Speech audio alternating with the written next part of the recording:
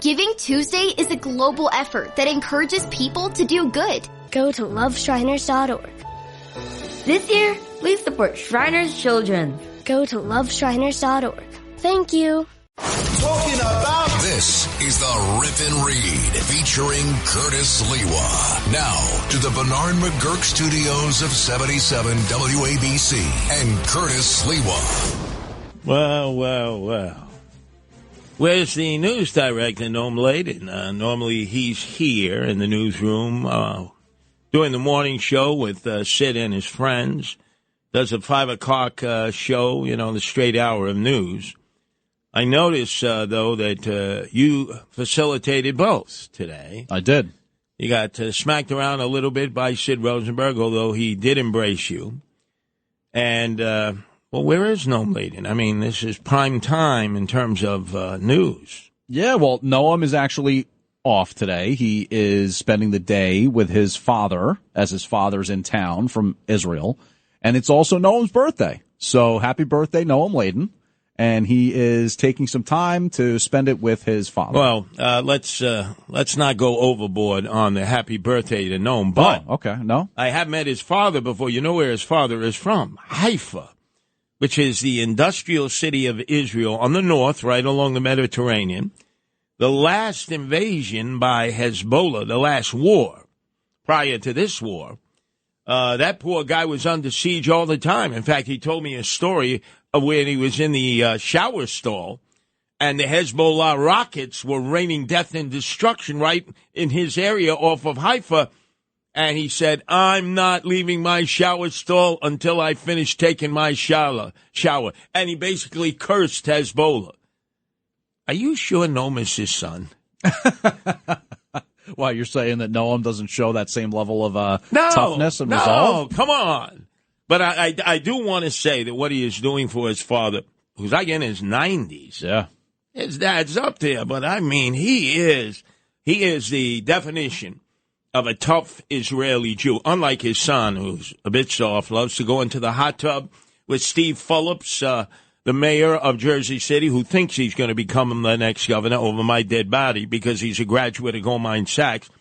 But never could two men be any more different in terms of their politics, but a father and a son together. Look, what a double mensch you are for taking up his shift, for allowing him to be with his father, who is straight from basically the war zone, where the rockets are still flying. Even though they've declared a ceasefire, the rockets are still flying on both sides. So may I bestow upon you double menschhood. Thank you. I appreciate that. Yeah, I feel as though I did a mitzvah by stepping in for him. A mitzvah today. A wasp. Watch it. You're starting to use a lot of these Yiddish and Hebrew expressions. What is it already? Don't push your luck, okay? I just praised you. Now I'm going to test you. Are you ready for the test? Okay.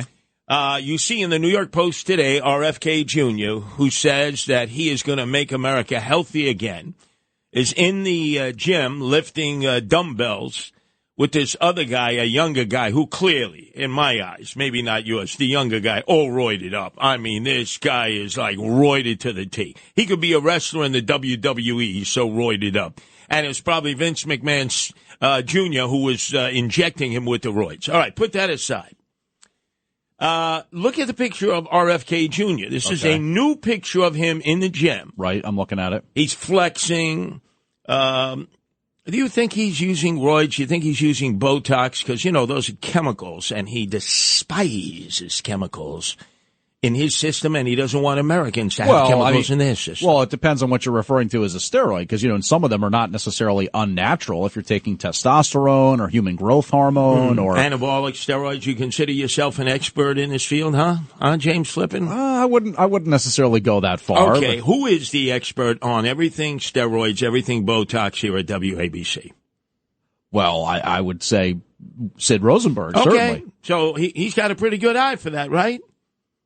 Yes or no? Yeah, I would say he does. All right, so I want you to listen to Sid just the other morning looking at the first picture of RFK Jr., my age, 70, all buffed up. This guy loves to take showers. He was just taking a shower, buck naked behind his wife as she was promoting a product. You got something against showers? He's like, what did he call that? A naturalist? You know, people who like to walk around with no clothes on. You know, nudist. Nudist, yeah. I mean, the guy's an exhibitionist.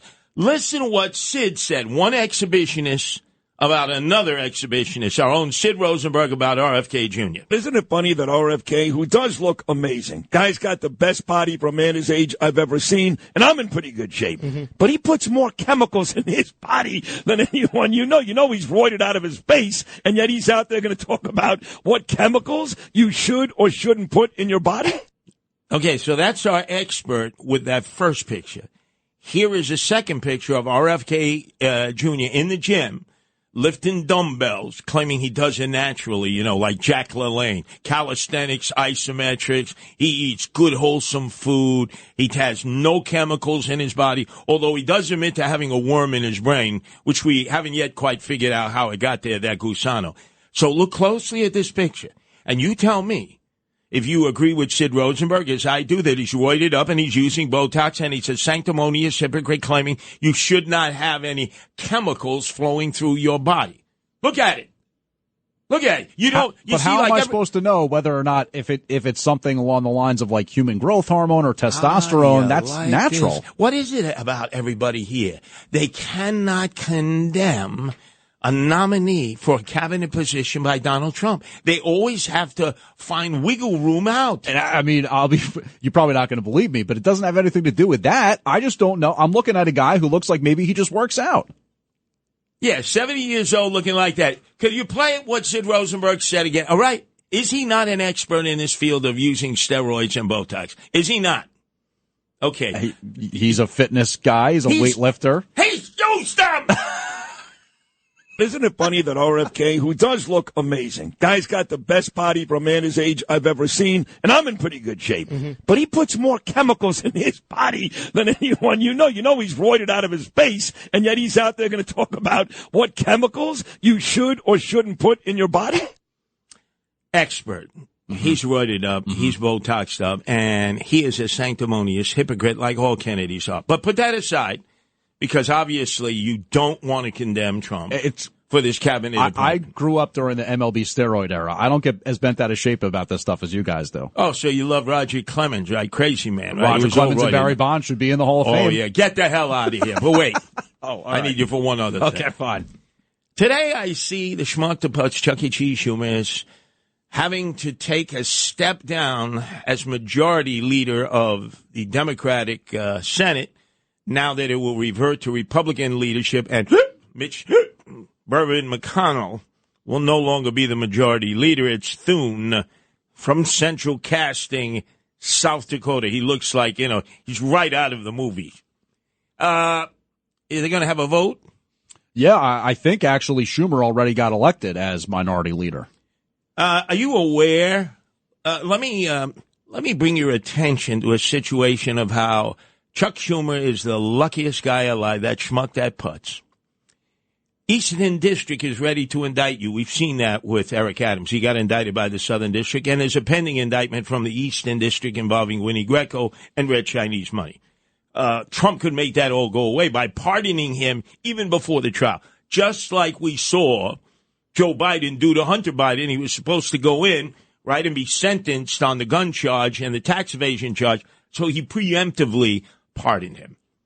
Are you aware in 1982, Chuck Schumer was under investigation by the United States Attorney for the Eastern District of New York concerning his conduct during his election campaign for Congress while he was the youngest member of the New York State Assembly, having served 3 terms, and that they recommended that he be indicted? Schumer in 82? Yeah, you had no idea. For right? alleged bribery. Well, a whole host of charges, okay? So the Eastern District says we want to indict this guy. Okay. He's a state senator at the time. Right. Following the investigation, the United States Attorney for the Eastern District recommended that the prosecution begin on January 17th of 1983. Pretty definitive, right? Yeah. Federal government, Department of Justice. And then all of a sudden, somebody in Washington determined that the matter is not appropriate for federal prosecution. The next day, January 18th, 1983, the district attorney, Liz Holtzman of Kings County, who had been the congresswoman but lost in a U.S. Senate race. That's how Al D'Amato got elected. Jacob Javits decided he wasn't going to leave the seat, even though he was handicapped at that point. He ran as a liberal. Holtzman should have had the seat, but didn't because Javits took votes away from her. She issued the following press release. Gee, shocking. Nobody ever brings this up. D.A. Holtzman asked for special prosecutor to investigate Schumer allegations. On this day, Brooklyn District Attorney Elizabeth Holtzman announced today that she requested Governor Mario Faccia Bruta Cuomo to appoint a special investigator to investigate the corruption of Assemblyman Charles Schumer. You know, the governor is in control of the DAs. We time and time again, we say, Hoker, you can fire Bragg. Remember? It's a state position. It is not a city position. Well, I mean, okay, so not in control, but in other words, they serve at the pleasure of, like a governor could kick them out if they wanted to. Of course. And the governor was asked by a DA, prestigious person, Elizabeth Holtzman, right? Going back to Watergate, right? What happened to that request?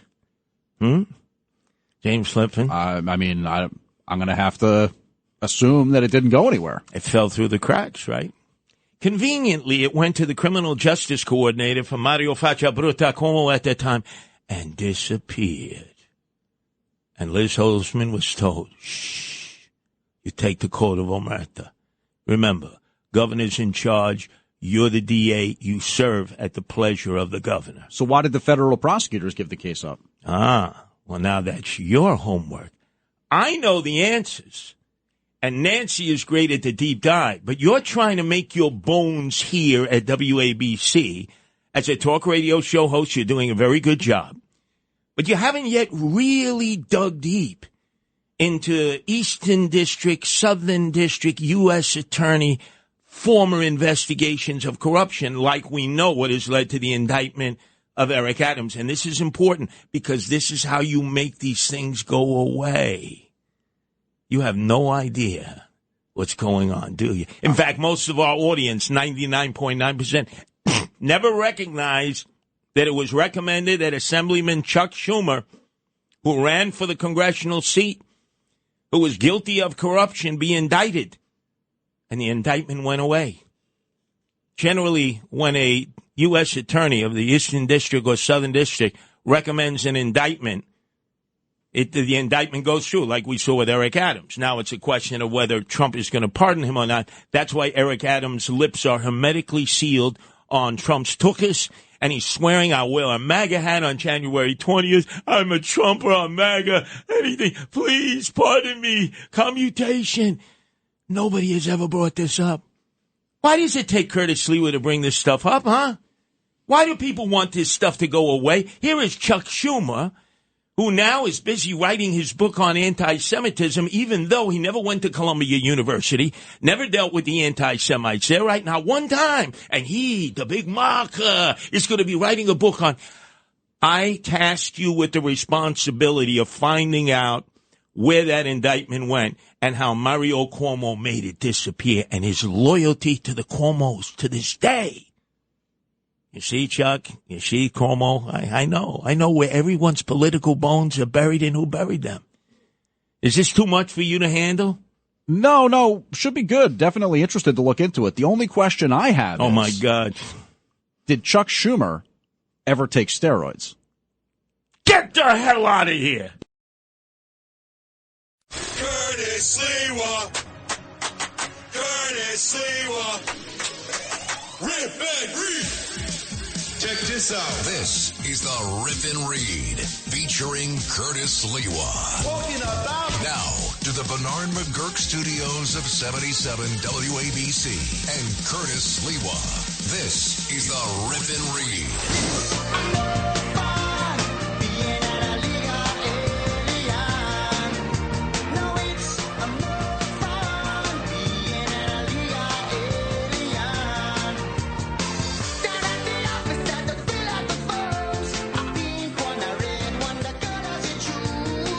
The plot thickens here, ladies and gentlemen. We have breaking news here on the Rip and Read. Breaking news, WABC. A panel of 3 judges on the Ninth Circuit Court of Appeals has unanimously ruled that the federal government, the Trump administration, through Tom Homan, will hold the authority to deport foreign nationals in the U.S. if they are illegally here, even if the local authorities object.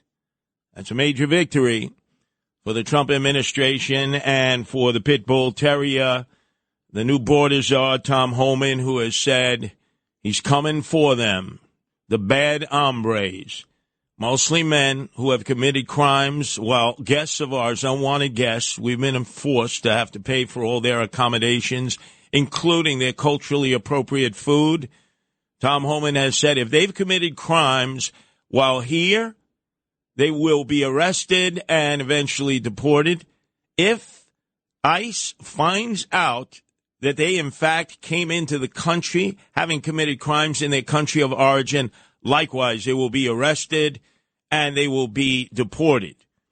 And he has emphasized that. So, again, this is the breaking news, which is definitely positive about moving el rapido once President Trump is sworn into office on January 20th.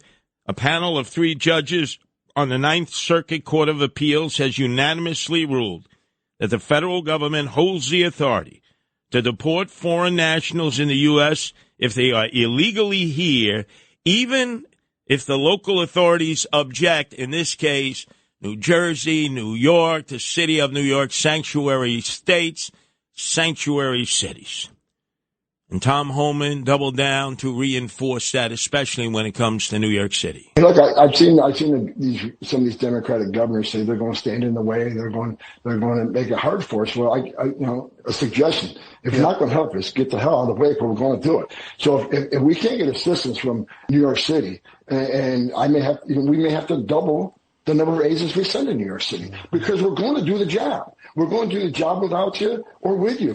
And the easiest area to approach first is Floyd Bennett Field, federal parkland administered by the federal government Park Service on changeover to the Trump administration. They won't have to get involved any local law enforcement, no one from the criminal justice system locally, nobody from the correctional system. They'll be able to go into those tents at Floyd Bennett Field and start vetting out those who are staying there.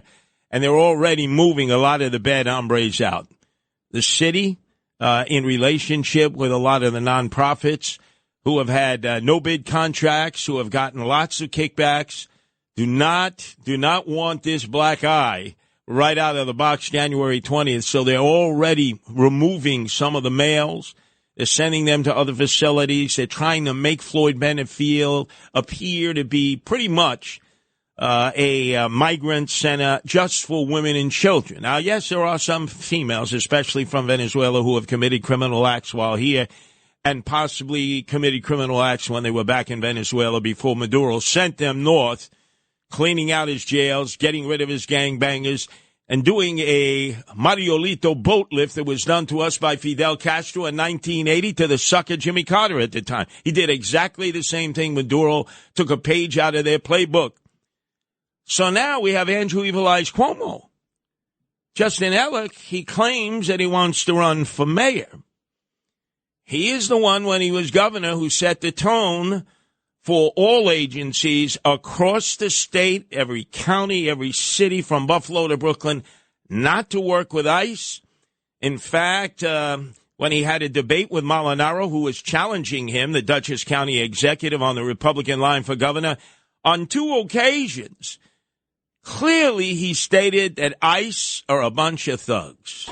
New York State is the state that says we will not cooperate with ICE. They're a bunch of thugs. He politicized ICE. They're a bunch of thugs. We said we will sue them if they violate any criminal laws in the state of New York. All right, Andrew, I know you're listening on our FM affiliate, WLIR. You're at your compound of Fredo, your brother Chris Cuomo in Southampton. You've hit the mattresses. You're stirring the marinara sauce with your wartime consigliere, Joe Picoco. Are you going to apologize to ICE? Somebody has to elicit from Andrew Evil Eyes Cuomo, what is his position on ICE now? Do you call them thugs? Is Tom Homan a thug? Is Donald Trump a supporter of thugs? Or are the real thugs MS-13, Trinitarios, the Dominican gang, and these violent Venezuelan gangbangers that you welcomed in, along with Joe Biden, along with Eric Adams, along with Holcomb, along with Tish James? Whether in office or out of office, you've been friends to the thugs who are illegal aliens, gangbangers, and you've called ICE thugs. Somebody's got to force Andrew Evil Eyes Cuomo to address that statement. This is the Rip and Read featuring Curtis Sliwa. Now to the Bernard McGurk studios of 77 WABC and Curtis Sliwa.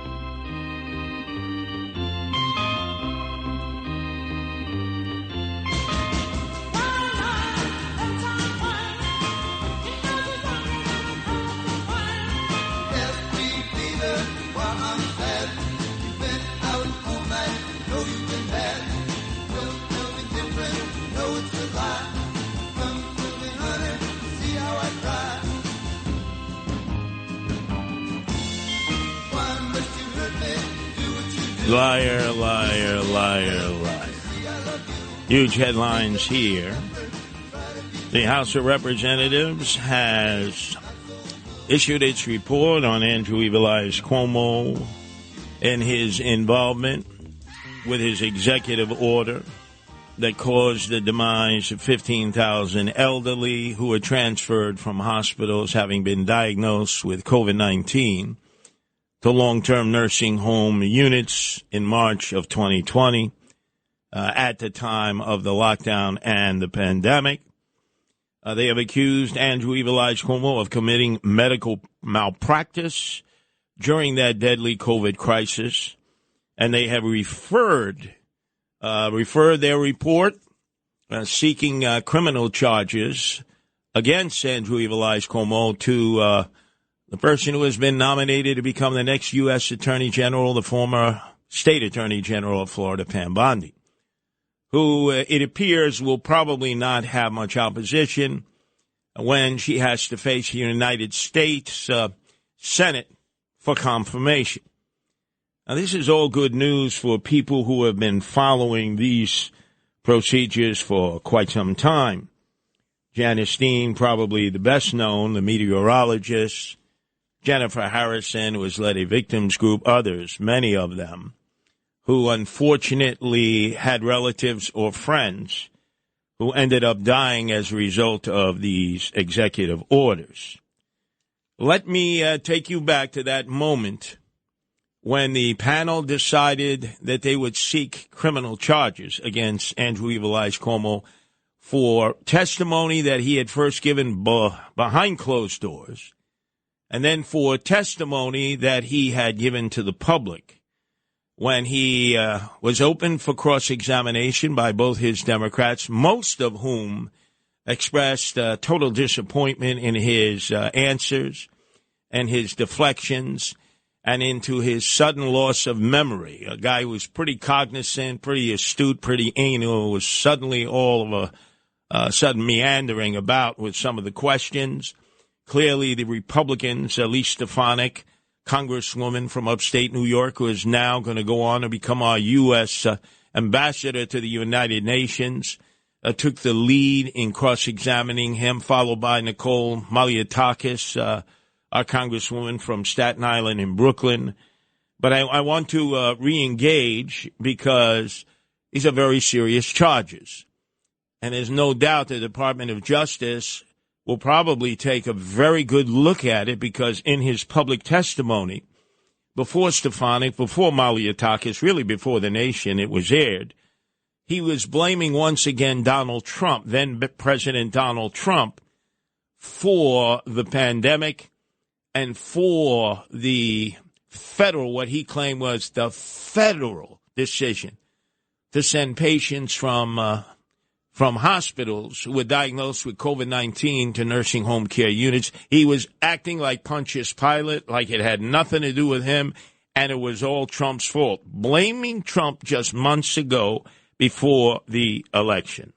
When were you negotiating for your multi-million-dollar advance deal for your book as seniors were dying in nursing homes? That is the question. You can't make up facts, Congresswoman. You're the one making up facts. You're the one who undercounted nursing home deaths. You're the one who I want to ask right now. You apologize today, but there are families sitting here. I want you to turn around, look them in the eye, and apologize, which you have failed to do. Will you do it? This is not about political theater. No, this is about accountability. Why did 1.2 million Americans die? And he went on to castigate Donald Trump, the federal agencies responsible, again, totally playing Pontius Pilate, washing his hands, claiming that he and he alone and his staff was not involved. Elite Stefanik, though, would not let loose on these facts, continued to barrage him and asked him to just do the right thing as a human being, address the families that were behind him, led by Janice Dean and others, and just acknowledge their pain. Yeah, show some humanity, Andrew Evil Eyes Cuomo. No. You're the former governor who's disgraced under oath. Lie to the this people executive of the order was United under States. Your name. It was counter to CDC and CMS. Let President Trump lie. This is about those seniors, Governor. They deserve to hear from you in the eye that you apologize, that you were negotiating for a multi-million-dollar book deal. It is a disgrace. There is a reason why you were the former governor of New York State, and you will never hold elected office again. I yield back. And then he was given an opportunity when he had finished his testimony, when he was in the hallways of the House of Representatives, to again speak to those families that had lost their loved ones as a result of his executive order that took them out of the hospitals where they were designated with COVID-19 and put them in long-term nursing home care units where it just spread. It spread to all the other seniors. It was like going out into the middle of a field in the middle of drought, lighting a match, and so many needlessly died. So it was Donna Johnson who approached him in the hallway. Donna Johnson is the sister-in-law of Janice Dean. It was her father and mother who were lost as a result of the executive order of Andrew Evil Eyes Cuomo. And she decided, no, I'm not letting this guy leave. I am confronting him in front of everyone here because he will not even look us in the eye and apologize. And they're in total denial. No, you're a liar. Total denial. You're a liar. And you killed my parents and thousands of others. You're a liar. And you're in denial. And it was unnecessary. Yes, it was. It was unnecessary, Cuomo. It was unnecessary.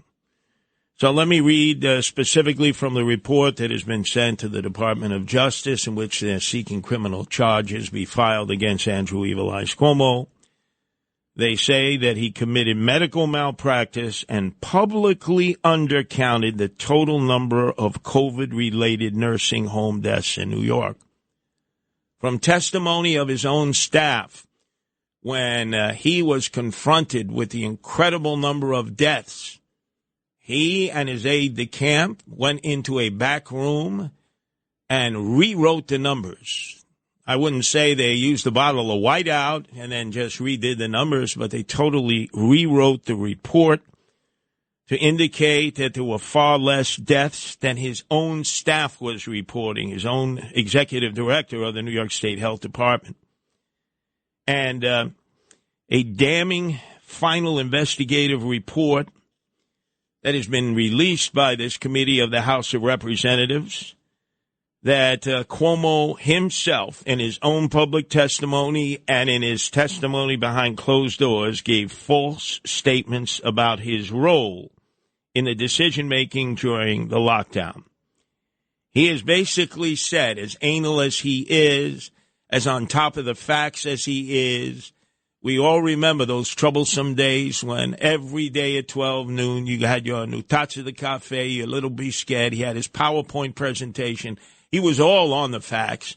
And the Cuomo-sexuals were so excited when he would all of a sudden wear a pullover New York State governor jersey and he like pump the nipple ring that he had on. Oh, the excitement of the Cuomo-sexuals. And yet he seemed to be able to grasp all the stats, the analytics, the facts every day as he was trying to work his way to become the Democratic nominee to enter 1600 Pennsylvania Avenue, although eventually the Democrats settled on Joe Biden. But that was all his attempt. And then when he was confronted by his own staff, he said over and over again, we cannot release that report. In fact, his aide-de-camp, Melissa DeRosa, did a Zoom conference with Democratic leaders in the state assembly and the state senate and said, yes, we had to lie about the figures of deaths because we were afraid that the Attorney General of the United States at that time for the Trump administration, Jeff Sessions, would indict us. Those are her words. In a Zoom conference, she was the aide-de-camp. She was the messenger for the governor to all the Democratic state leaders in both the state senate and the state assembly. And probably the most troubling charge of all is that Andrew Evil Eyes Cuomo tried to influence testimony of a witness and obstruct Congress's investigation. That he acted in a manner consistent with an attempt to inappropriately mold and shape the testimony of a witness, referred to his contacts with former advisor James Malatras. And James Malatras has testified to that fact, that Cuomo was in touch with him. Cuomo was trying to suggest, massage him. You don't want to say this. You don't want to do this. You don't want to do this. You know what this reminds me of, Justin Ellick? Remember that famous scene in Godfather 2 when Michael Corleone was in that courtroom and Frankie Five Angels, better known as Frankie Pentangelo, was going to testify against him. Remember that? And Tom Hagen had visited him in the compound and basically said, look, you do the right thing, Frankie Five Angels, and we'll take care of your family in perpetuity. As you saw, we brought your brother over, Vincenzo, from Sicilia, from Corleone. We'll take care of them. But it's time for you to do the right thing. And Frankie Five Angels, a.k.a. Frankie Pentangelo, went into a bathtub, slit his wrists, and ended his life. That's the way the mob does it. And those are true stories. This is how they would put the arm on you, and they would try to prevent you from testifying about their corrupt ways. And this is exactly what Cuomo has always done. It's been the Cuomo crime family. This is what he does, ladies and gentlemen. And we got a chance to see it all publicly. But it was worse, the testimony he gave behind closed doors, which completely contradicted what his staff had said. And the fact, like Sammy the Bull Gravano when he was the underboss of John Gotti Sr., who fixed juries on behalf of John Gotti Sr. so that he was able to walk out of trial a free man, and they gave him the name, the Teflon Don. They thought it was the court antics of Bruce Cutler. It was never Bruce Cutler who looked like a little Benito Mussolini. It was Sammy the Bull Gravano fixing the jury, intimidating jurors. I'm hoping the Department of Justice, I'm hoping the U.S. Attorney, United States Attorney Pam Bondi, formerly the attorney of the state of State Attorney General of Florida, will accept the report of this House committee and file charges against Andrew Evil Eyes Cuomo, because it has left a stain on so many that he has used organized crime tactics in intimidating a witness. And then when he did finally show up, and in a public spectacle, when asked by Democrats also on the committee, just do the right thing, turn around, address the family and friends. That's all Janice Dean said. She said later on, if he would have just turned around, acknowledged fault, things might have been so much different. We'll never, ever get our loved ones back. But he has never, ever, ever, with all that he has done to these families and their friends, and those that died under his watch, he will never admit to this till the day he dies. He took the numbers in a back room, according to his own staff, and fixed. It's like he cooked the books to make it appear that far less people died. That is a sin, and that is an act of perjury. And the last time I looked, when you perjure yourself, when appropriate, you should be spending some time in federal jail. And boy, I will welcome every minute you sit in some camp fed somewhere in this territorial area of the United States, Andrew Evil Eyes Cuomo.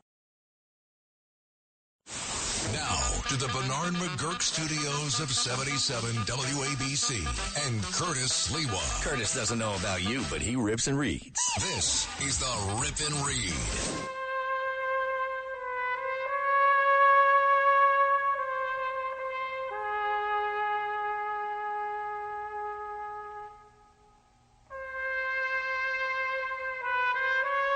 Last night, towards the end of the 5 o'clock roundtable edition featuring John Catsimatidis and Rita Cosby, our colleague, Bill O'Reilly, engaged the audience about pardons and took us back to the time when Bill Clinton was binging on Twinkies, was drinking Jolt Cola, and was racing to sign pardons and commutations. In fact, it was about 144 alone just in the last day. And he was on the move. But to his credit, he did not avoid one story that I had first hit upon many, many years ago when the Clintons were cleaning out the White House, packing up the pickup truck with their hillbillies and racketeers who had served them in the White House and took everything in the White House. They took it to the Love Shack in Chappaqua, Westchester, which is the whitest, richest suburb in America where even the lawn jockeys are white. It had to do with the pardon that then-President Bill Clinton, in the waning moments of his presidency, wrote for his half-brother, Roger Clinton. And yes, Bill O'Reilly did a magnificent job because he basically told the story and he pretty much acknowledged that this was my turf. This happened in 2001 where Bill Clinton pardoned his half-brother, Roger Clinton. You remember this? I remember that, yep. So Roger Clinton was a drug addict, just like Hunter Biden. And he got popped for selling cocaine. He had to do a stretch, and his half-brother pardoned him. What people don't know about that case is that Roger Clinton accepted $50,000 and a Rolex wife from the Gambino crime family. Did anybody know that? Never heard. $50,000 and a Rolex from the Gambinos, because one of them was serving a 49-year-old stretch in a federal pen for narcotics trafficking, and they wanted Bill Clinton to pardon Gambino. Bill Clinton's much smarter than Joe Biden, would not do it. But he pardoned Roger because he thought that Bush, the younger, might go after Roger Clinton, for doing this grift with the Gambino family. Now, this is Curtis Sliwa territory, I understand. But I'm a journalist, so I got to bring this out. Thank you. Thank you, Bill O'Reilly. First of all, that was a magnificent setup. I remember, boy, was I tortured. People wanted me off the air. Get him off the air. He's lying. He's making it up, like they always do. This was at the old WABC. When I told the story that Rosario Gambino was doing 45 years for bringing in weight, heroin, pounds, filling up the bellies of ships that were coming in from Marseille and Sicilia from the chemical mills that were turning those poppies that were coming in from Afghanistan, going to the hills of Kathmandu and Nepal, through Turkey, and then even either into Marseille in France or Sicily. He was doing 45 years. And he approaches Roger Clinton, the half-brother, and he goes, look, $50,000 and a Rolex watch. I need a pardon from the president, your half-brother. And, oh, my God, when I first mentioned that, oh, this is heresy, lies, you're consumed, everything with you is about the Gambino crime family. Well, it turns out, I continue to tell the story, that Roger Clinton was a very good friend of Tommy Gambino. And you say, Tommy Gambino? What do you mean? The son? The son of Carlo Gambino? You mean the guy, Tommy, who ran the trucking rackets in New York City where they charge $5 a dress coming in and out? Who he and his brother were tried by Elliot Spitzer. Yeah, Elliot Spitzer was the U.S. Guy at the time who was prosecuting them. And instead of putting them in jail, Elliot Spitzer took a plea that they would pay some compensation and they would do a benefit every year for a hospital in Long Island. And so you see, it was pardons for dollars. And it went beyond that. Roger Clinton actually traveled with Madeleine Albright behind the kimchi curtain of Kim Jong mentally ill of North Korea. Korea's in the news today because the president there has declared martial law in South Korea, and the South Korean parliament is defying him. So that's going to be dominating the news cycle. But that has nothing to do with this. And I doubt it has anything to do with the kimchi curtain of Kim Jong mentally ill and the despotic, dystopian leadership of North Korea.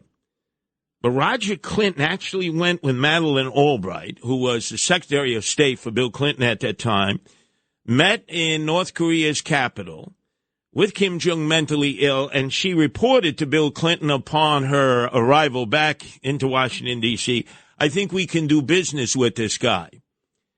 Because she wanted to favor with President Bill Clinton because Kim Jong mentally ill had actually written out a note of gratitude and congratulations for his half-brother Roger Clinton. He and his Lounge Lizard band had entertained 100,000 North Koreans in their soccer stadium. And the evil seed of Kim Jong mentally ill thought that Roger Clinton was the greatest entertainer of all time. Thought he was the greatest entertainer of all time. So I want to thank Bill O'Reilly for recognizing that that was my turf.